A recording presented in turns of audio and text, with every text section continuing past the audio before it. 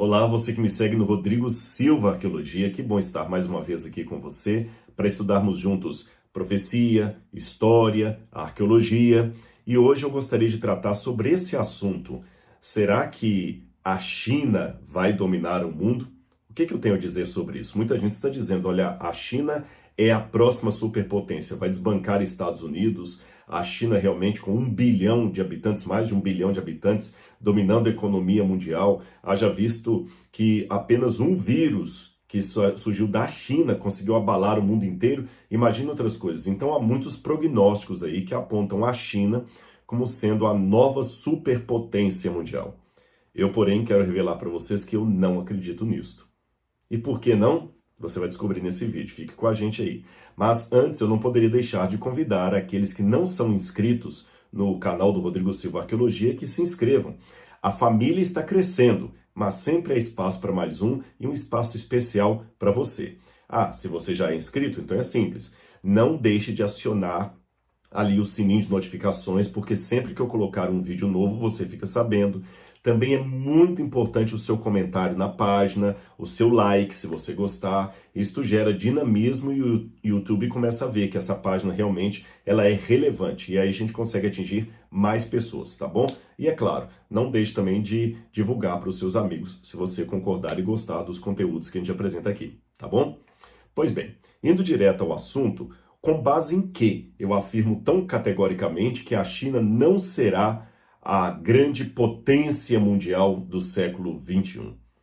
Aliás, esta frase pode parecer até soberba, considerando que eu não sou um sociólogo, nem um cientista político, muito menos alguém que pode fazer previsões de futurologia a respeito do futuro do mundo em termos políticos, econômicos, etc. Eu sou um leigo nessa área. Mesmo assim, eu me aventuro a afirmar que a China pode até ter a sua ascendência, ela tem uma forma de dominar o mundo muito vasta, são mais de 1 bilhão de habitantes morando ali. Você viu o vírus da China, como é que parou a economia do mundo inteiro e outras coisas mais, a tecnologia, tudo depende da China, etc. Bom, mas por que ainda assim eu digo que essa hegemonia dela não será constante? Esta afirmação minha lembra-me um episódio na Segunda Guerra Mundial em que eu li o livro desse sujeito, Franz Hassel. Ele lutou nos exércitos de Hitler, mas eu tenho que explicar essa palavra lutou. Ele, desde o princípio, desconfiava que o Terceiro Reich não era uma coisa tão boa, tão ética. Mas, como muitos alemães da sua época, ele também foi para o fronte de batalha. Muitos foram, porque eles ainda não tinham a ideia de Hitler necessariamente com todos os detalhes que nós temos hoje, do Holocausto, dos 6 milhões de judeus mortos. Hitler era apenas um líder carismático que tinha elevado a Alemanha de frangalhos da Primeira Guerra Mundial à superpotência mundial com capacidade de unificar toda a Europa. Hitler queria unir a Europa a todo custo, a todo custo. Então vários deles foram para a batalha ali, mas Frank Hassel decidiu não matar ninguém em batalha. Ele falou assim, olha, eu não vou aceitar tirar a vida de ninguém, isso não é de Deus. E ele levou para a guerra apenas um revólver de madeira, que ele colocava aqui, apenas para os superiores dele acharem que ele estava com um revólver, mas ele nunca matou, nunca atirou em ninguém. Pelo contrário, ele salvou muitas pessoas. E ali, esse livro dele é interessante, se você achar para comprar na internet, é Mil Cairão ao Teu Lado, o título dele. E ali no front teve um momento em que ele queria testemunhar de Deus para os outros soldados, e ele chegou num momento do alojamento ali que vários soldados alemães estavam jogando cartas e rindo, e todos felizes porque o front estava cada vez ampliando, ou seja, o Reich estava crescendo. Hitler já havia dominado a Polônia, já havia entrado na França, já havia conseguido um acordo com Mussolini, o que o tornava também soberano ali na Itália. Hitler estava invadindo o mundo, ele estava dominando a Europa, ele ia unificar a Europa. Só faltava ele realmente conseguir vencer o frio da Sibéria, que eram os russos, e Winston Churchill com a Inglaterra e os aliados da Inglaterra ali, aí Estados Unidos também. Mas no auge daquela comemoração toda, Hassel estava com uma bíbliazinha na mão, lendo, e os colegas perguntaram o que era aquilo, tiravam sarro dele, e ele afirmou taxativamente: Hitler não dominará o mundo. Hitler não fará da Alemanha a superpotência mundial. E eles, os colegas dessa vez, acharam tão absurdo, tão estúpido o que ele estava dizendo, porque todos os indícios apontavam na certeza de que a Alemanha seria a soberana do mundo e que Hitler dominaria o mundo através do Reich. E eles resolveram perguntar: por que você acredita tão firmemente que a Alemanha não dominará o mundo, não unificará a Europa? Então Hazel teve a oportunidade que ele tanto queria. Ele tirou do bolso um pequeno cartão com uma estátua de vários metais diferentes e começou a explicar para os colegas ali a estátua de Daniel, de um sonho que Nabucodonosor teve e como aquilo significava uma profecia em relação ao futuro da humanidade. E, em virtude dessa profecia, ele não acreditava que a Alemanha seria a potência mundial, porque a profecia apontava que não seria a Alemanha. E todos ouviram atentamente. Eu, de igual modo, também posso fazer a mesma afirmação para vocês, que a China não será a potência mundial, baseado na mesma argumentação que Franz Hassel teve diante dos seus colegas ali no exército. É lógico que na época era uma certeza tão forte, tudo apontava para Hitler, que só um estúpido parecia negar isso. Hoje também estou consciente que há uma certeza tão forte de que a China dominará a cultura mundial, que é quase uma temeridade, um suicídio intelectual afirmar algo diferente disso. E eu sei que nessa briga toda das potências aí, China brigando com os Estados Unidos e o resto do mundo, e ao mesmo tempo fazendo acordos e tudo mais, eu me lembro de um adágio africano que dizia o seguinte: quando dois elefantes entram em confronto, quem sempre sai no prejuízo é a grama. O fato é que, realmente, quando as potências mundiais entram em confronto, nós que pagamos o pato. Mas, deixando este lado, eu quero contar para você um pouquinho sobre o livro de Daniel. O livro de Daniel, ele tem profecias tão acertadas sobre o futuro da humanidade que, hoje, grande parte dos críticos dizem que esse livro ele é um exemplo de vaticínio ex eventum, ou seja, de uma profecia que foi dada depois que o evento aconteceu, porque é tão forte a semelhança entre o que Daniel profetiza e o que aconteceu, que eles falam: não é impossível. Aí eles falam que Daniel foi um livro composto ali por volta do segundo, no máximo terceiro século antes de Cristo, que Daniel foi composto por judeus, e alguns colocam até o segundo século mesmo, para falar contra Antíoco Epifânio, que foi um homem que acabou com Jerusalém ali. Ele profanou o templo, colocou um porco para ser sacrificado no lugar do altar do templo, arrasou os judeus. Então muitos pensam que Daniel foi uma figura mitológica que alguns judeus ali, ou um judeu ou vários autores, criaram para assim, dar um ânimo para o povo. E criaram aquela novela de um suposto Daniel na Babilônia, coisa que nunca aconteceu, com profecias assim que se cumpriram naquele tempo, não é? Há muitos argumentos que eu poderia dar para vocês aqui e também algumas dificuldades para apontar a data de Daniel, mas eu tenho medo de fazer isso aqui, extrapolar demais o vídeo e ficar pouco didático, mas também para não deixar no vácuo. Existe um debate sobre por que Daniel tem umas partes escritas em aramaico, outras em hebraico. Mas isso condiz mais com o que nós encontramos no sexto e no quinto século antes de Cristo do que ali no período do segundo século antes de Cristo. Outro detalhe: em Qumran eles encontraram cópias do livro de Daniel, tanto da sua porção aramaica quanto hebraica, mostrando que esses manuscritos que foram encontrados, que datam do segundo século antes de Cristo, mostram que Daniel já era um livro maduro, editado naquela época. O que não fazia sentido se ele tivesse sido escrito naquela época, ainda em fases de evolução literária. Compreende? Sobre o aramaico, existem alguns especialistas que acham que alguns elementos do aramaico de Daniel são posteriores à época do quinto século antes de Cristo. Outros acham que são anteriores. Eu vou explicar para você. Depois da Babilônia, o aramaico ficou sendo a língua franca, mesmo na época do Império Persa. Hoje a gente tem como língua franca o inglês. O inglês é a língua mundial. Naquela época era o aramaico. Por isso que os judeus foram aos poucos perdendo o contato com o hebraico e assumindo mais o aramaico como língua falada. Isto foi em decrescente, é claro, porque depois que a Babilônia caiu, o aramaico era a língua da Babilônia, os persas mantiveram, mas ele foi perdendo prestígio até por volta do segundo século antes de Cristo, mais ou menos, quando o aramaico deixou de ser aquela língua franca, ficou apenas em alguns bolsões como o dos judeus. E esse aramaico que é pronunciado depois, ele é um pouco distinto do aramaico da época que Daniel escreveu. Então alguns pensam que isto faria supor que o livro de Daniel foi escrito depois. Porém, há palavras em Daniel que são obsoletas para o segundo século, o que indica na contramão que ele é antigo, é anterior. Enfim, são muitos detalhes técnicos que eu não quero entrar nesse debate agora com vocês para não cansá-los.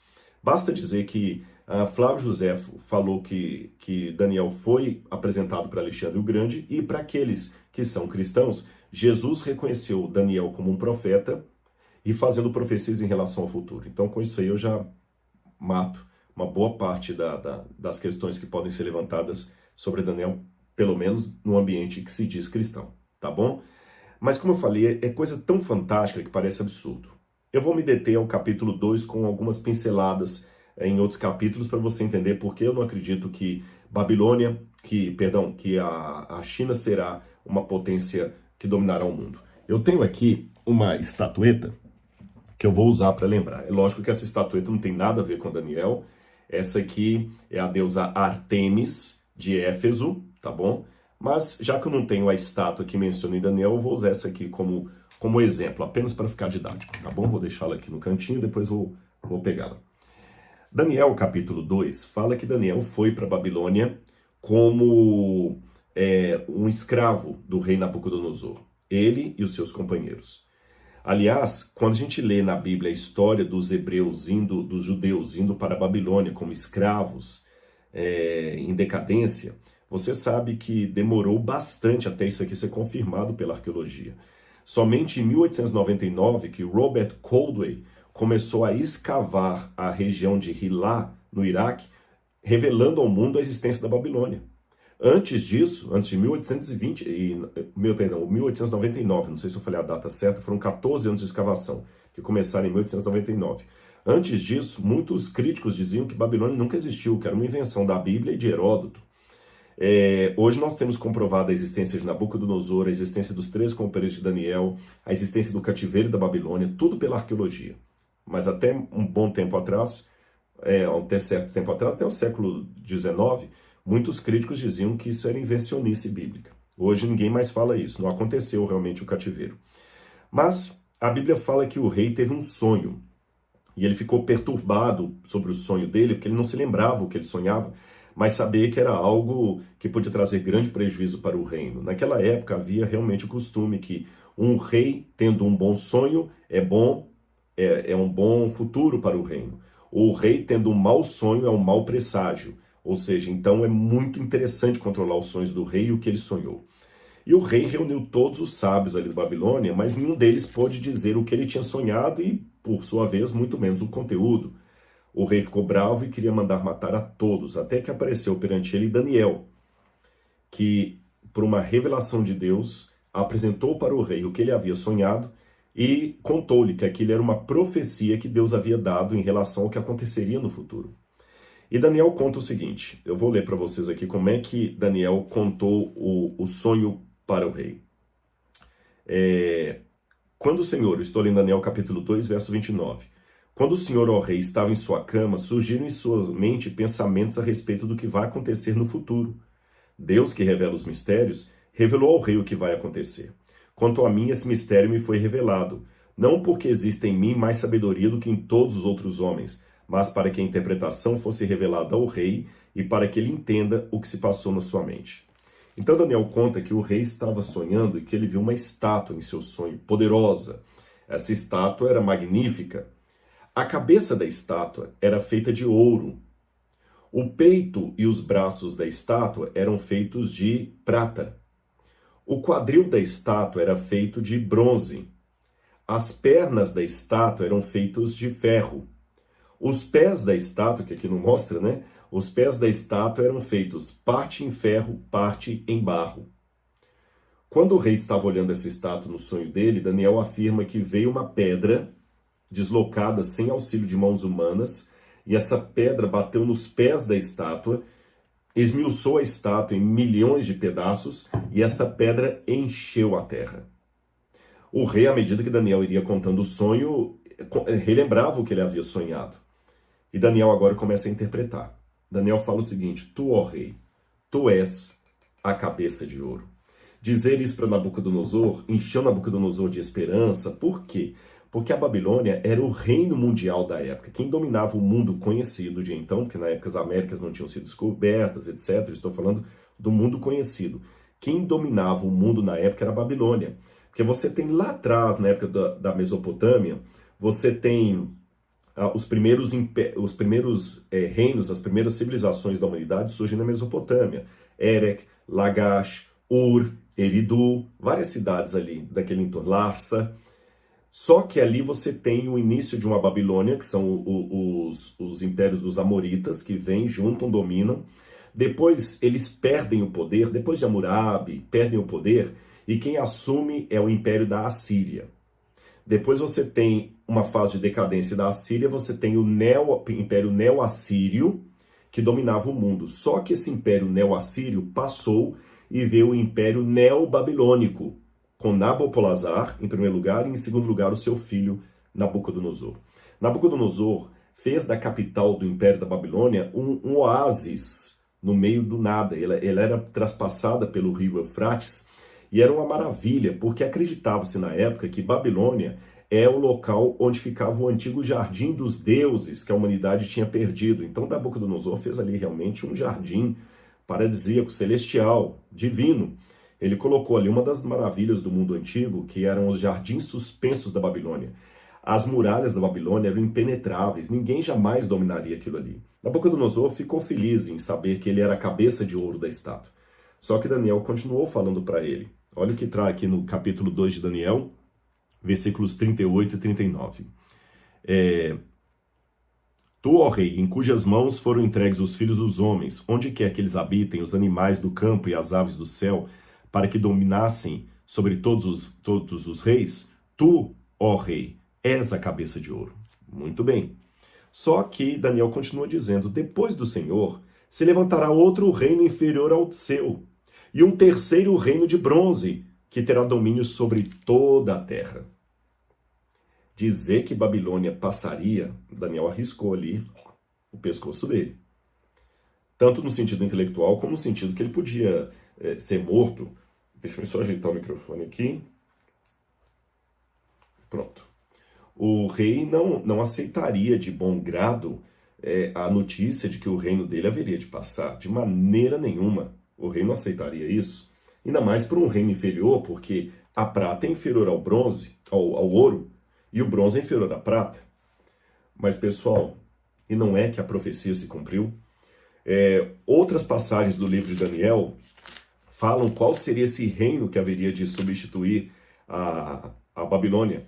No capítulo 8 de Daniel, versículos 20, ele diz, ele tem de novo a mesma visão Daniel, só que dessa vez, ao invés de representada por uma estátua, representada por animais, um carneiro e um bode. E o anjo explica para Daniel, aquele carneiro com 2 chifres que você viu são os reis da Média e da Pérsia, e o bode peludo é o rei da Grécia. O chifre entre os seus olhos é o primeiro rei.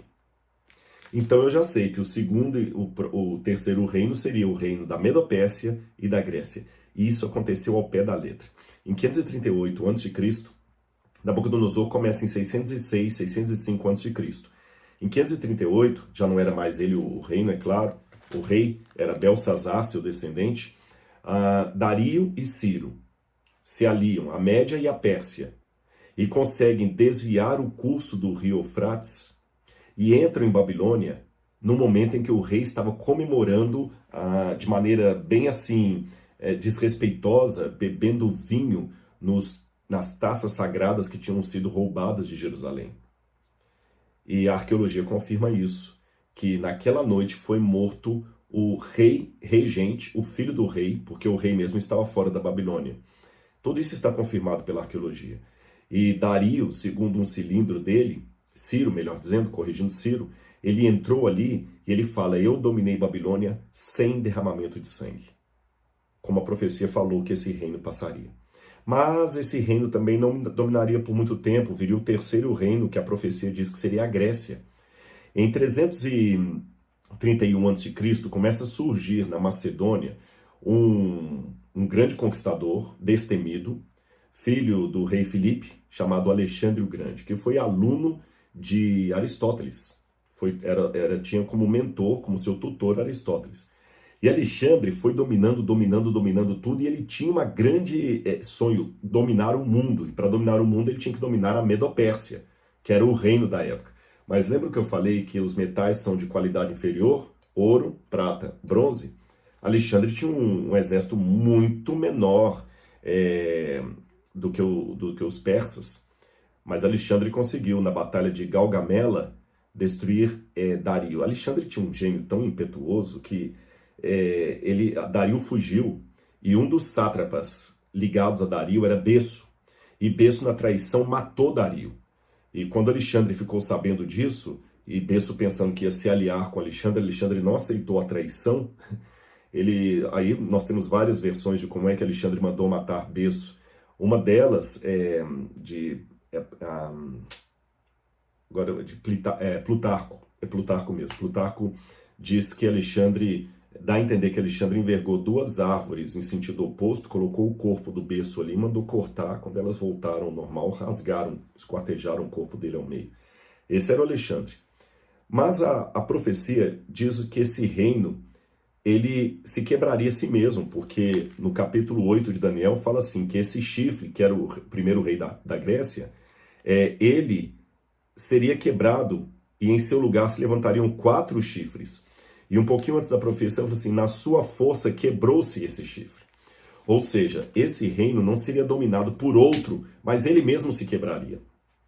E de fato, quando Alexandre morreu, aliás, Alexandre é uma figura psicológica muito interessante de se analisar, porque ele estava sempre em fuga. Ele dominava, mas nunca recuava para consolidar o seu reino. Ele sempre ia para frente, para frente, para frente, para frente, para frente. Ele foi até a Índia e voltou, depois de muita insistência dos generais, e ficou um pouco na Babilônia. E é ali que ele vai morrer, no ano 323 a.C. Ele estava comemorando o seu aniversário. Aí nós temos algumas versões diferentes entre os historiadores da antiguidade, Ariano, Plutarco, outros mais que falam. Uns dizem que Alexandre foi envenenado, outros acham que ele mesmo provocou a morte dele. Outros acham que ele foi contaminado por uma febre que ele teve lá no rio Ganges. Bom, o fato é que Alexandre estava tomando uma taça de vinho para comemorar cada um dos lugares que ele tinha conquistado, e era homenagem aos deuses, e ele teve provavelmente um coma alcoólico. Os que descartam a ideia do envenenamento de Alexandre apontam que ele demorou 14 anos para morrer, 14 dias, corrigindo, perdão, 14 dias para morrer, e não havia nenhum veneno na época que ficasse mantendo a pessoa viva por 14 dias, ele ia morrer instantaneamente, ele demorou 14 dias. E a profecia diz que o chifre seria quebrado ele mesmo na sua força. Alexandre se quebrou, não foi ninguém que dominou Alexandre. Veja, Nabucodonosor foi Dario que conquistou, tá bom? E Ciro. Mas o Alexandre não. E, gente, é incrível quando a gente vê isso na história acontecendo direitinho. Eu conheço boa parte desses lugares aqui. Eu só não estive no Iraque ainda, onde estava a Babilônia, mas eu conheço o Irã. Eu vi ali os túmulos dos principais reis da Pérsia, ali perto de Persépolis. Eu vi o palácio de Dario, era monstruoso realmente, como ele se ostentava de ter derrotado a Babilônia. Aliás, um dos símbolos da Babilônia, na profecia de Daniel, é um leão com asas. E quando você visita as portas, o portal de Ishtar, o processual que está hoje na Alemanha e lá na Turquia, você vê os leões com asa representando a Babilônia. Eu fico, gente, como é que a arqueologia confirma o que a Bíblia está dizendo? E ali no Irã eu vi o túmulo de Artaxerxes I, Artaxerxes II, Dario I, Dario II. E tem um túmulo inacabado que alguns acham que poderia ser do último rei da Pérsia, que não foi acabado porque Alexandre chegou para acabar com a festa. E depois o próprio Alexandre morre. Ele não deixa herdeiros porque o herdeiro dele, o filho dele com Roxane, foi morto. E a profecia diz que do lugar desse reino se levantariam 4 reis. Olha aqui, ó, tá aqui, olha. No lugar desse reino se levantarão 4 reinos. E depois da morte de Alexandre foi isso que aconteceu. O reino dele foi dividido em 4 províncias dos 4 generais, Cassandro, Seleuco, Lisímaco e Ptolomeu. Cada um dividiu o reino de Alexandre em um quarto e ficou com isso. Um deles, Ptolomeu, vai ser o que vai dominar o Egito. Inclusive, Cleópatra vai ser descendente dele. Cleópatra morava no Egito, mas ela era rainha do Egito, mas ela era grega, era descendente de Ptolomeu. Então vocês veem aí como é que realmente a profecia cumpriu. Mas diz que depois viriam as pernas de ferro da estátua, que Daniel vai descrever em outros capítulos como sendo um reino poderoso, que iria esmagar todo mundo. E foi assim que aconteceu com Roma, que dominou o mundo.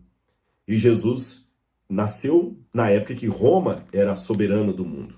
Só que é interessante que Daniel vai explicar duas coisas com relação aos pés da estátua. Ele fala o seguinte, ó. Contudo, olha o que ele diz aqui, ó. Quanto aos pés e aos dedos que o Senhor viu, que eram em parte em barro e em parte em ferro, isto significa que este último reino será dividido. Contudo, haverá nele alguma coisa da firmeza do ferro, porque como o Senhor viu o ferro misturado com barro, e como os dedos dos pés eram em parte em ferro, em parte em barro, assim por um lado o reino será forte, por outro frágil. Gente, como é que Roma acabou? Justamente, os bárbaros chegaram em 476 depois de Cristo, mataram Rômulo, o último rei de Roma. Interessante, né, que o primeiro rei de Roma se chamava Rômulo e Remo, e o último reino também.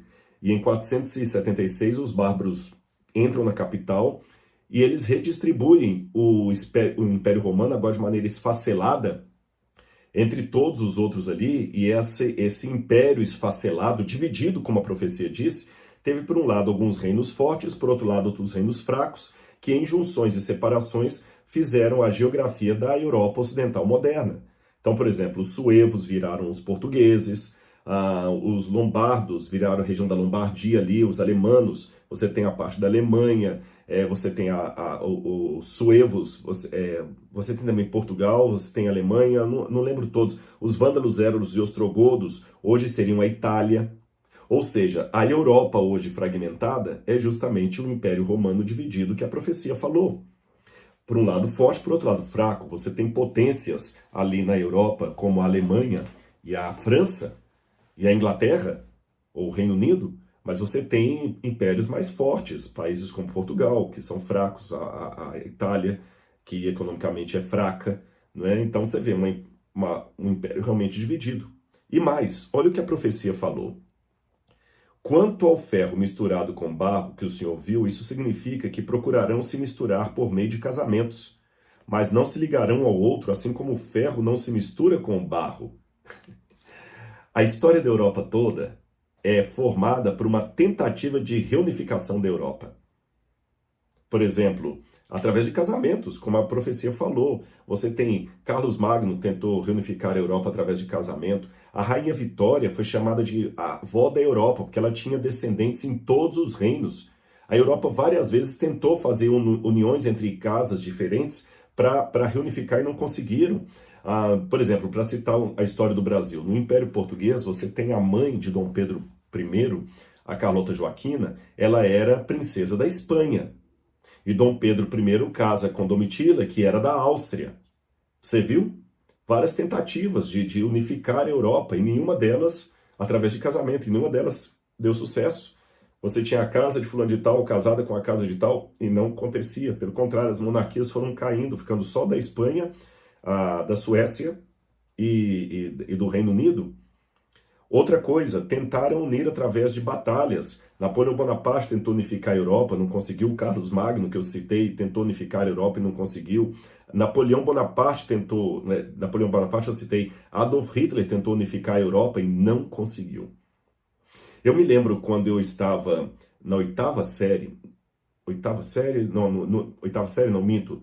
Eu estava no 7º ano, hoje atual seria o 8º ano, né? Na época era a 7ª série. Eu lembro que eu fui conversar com o diretor da escola, pedir para eu não ir às aulas na sexta-feira à noite e aos sábados, porque eu era adventista e tudo mais. E eu lembro que esse professor, ateu, na época muito marxista, ele riu da minha cara, riu. Por quê? Você crê nesse livro na Bíblia? E riu da minha cara e zombou. e falou assim, olha, Rodrigo, mas a Europa está unindo, olha o mercado comum europeu, na época era o mercado comum europeu, MCE, eu lembro direitinho. E a gente tinha as aulas de geografia e eu falava assim, mas eles não vão se unir. Por que não vão? Por causa da profecia. Ele riu, deu uma gargalhada. Aí eu falei um monte de coisa sobre Estados Unidos e besta do Apocalipse e tudo mais. Ele falou assim, olha, Rodrigo, nunca a União Soviética vai deixar Estados Unidos serem hegemonia. Nunca, a União Soviética está aí para sempre. E deu uma gargalhada, eu falei, não, a União Soviética não vai dominar o mundo porque a profecia diz que não era ela.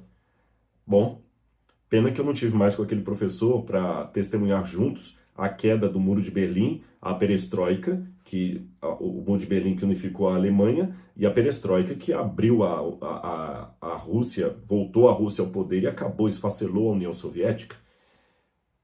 Bom, ou seja, eu sou um teimoso apaixonado pela Bíblia, mas não um apaixonado cego.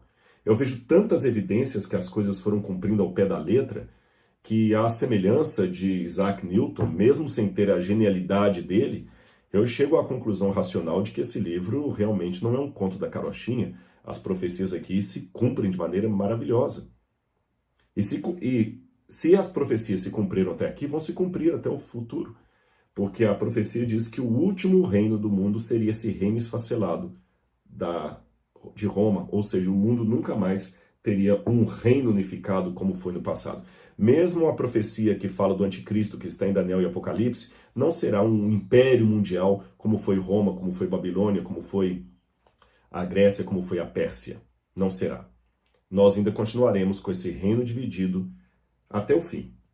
E a profecia diz, mas nos dias desses reis, dos reis dos pés da estátua, o Deus do céu levantará um reino que jamais será destruído. E não passará a outro povo. Esse reino despedaçará e consumirá todos os outros reinos, mas ele mesmo subsistirá para sempre. Ou seja, a volta de Jesus. Assim como o rei viu que do monte foi cortada uma pedra sem auxílio de mãos humanas, e ela despedaçou o ferro, o bronze, a prata, o ouro, o grande Deus revelou ao rei o que vai acontecer no futuro. Certo é o sonho, fiel à sua interpretação. E realmente, eu estou aqui vivendo nos dias dos dedos da estátua, olhando para trás e vendo que a profecia se cumpriu de maneira maravilhosa, absoluta. Não como músicas de amor que qualquer uma conta a sua história quando você está na fossa, não como prognósticos vazios ou generalistas, né? Esse ano haverá uma grande tragédia no Brasil, uma praga chegará, que qualquer um pode falar isso e todo ano tem esse tipo de coisa. Não, uma profecia muito exata, que mostra que a Bíblia realmente foi escrita por homens, mas a inspiração foi de Deus. Você entende porque eu teimosamente fico aqui aguardando o cumprimento das promessas de Deus e defendendo a veracidade desse livro?